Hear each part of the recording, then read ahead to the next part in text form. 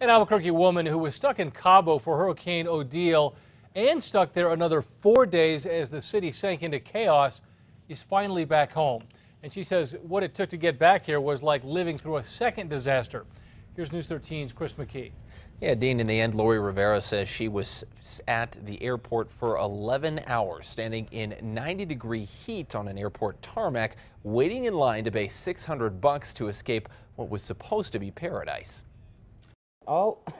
Sitting with her daughter, Lori Rivera says it's good to be back in landlocked Albuquerque. Oh my God, I'm so happy to be home. And you can definitely tell why from her pictures. These are all our pipes that go to our room. The door completely came off. The door was shaking back and forth. So they had the sandbags, really heavy, piled up all nice and neat. Those suckers just flew. It was so scary. Lori was one of the thousands of American tourists who got into Cabo right before Hurricane Odile hammered the resort town Sunday and Monday. It seems like a dream.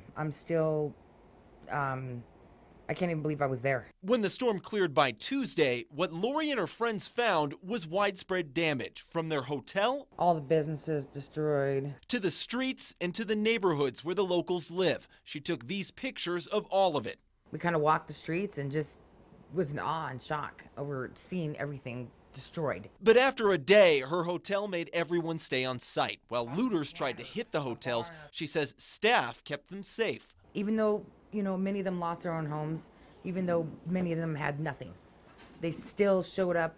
They still stayed at the resort to protect us. By Thursday, they were finally headed out, but Lori says the airport was another disaster. We were in line for 10, 13 hours in the sun. People passing out while waiting in giant lines for flights back to the U.S. They gave us a choice. Either you pay the $600 or you're stuck here overnight with no security or nothing, and there's looters and all kinds of people everywhere. Lori got back to Albuquerque this morning and says she won't forget what happened or the people who call Cabo home.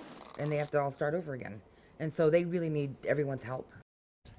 Now, the Mexican government estimates about 18,000 tourists, mostly Americans, have been flown out of Cabo in the last 2 days. Back to you, Dean. All right, Chris, thank you. Los Cabos has been without power and running water all week. Stores have been looted clean, and every night there are reports of sporadic gunfire.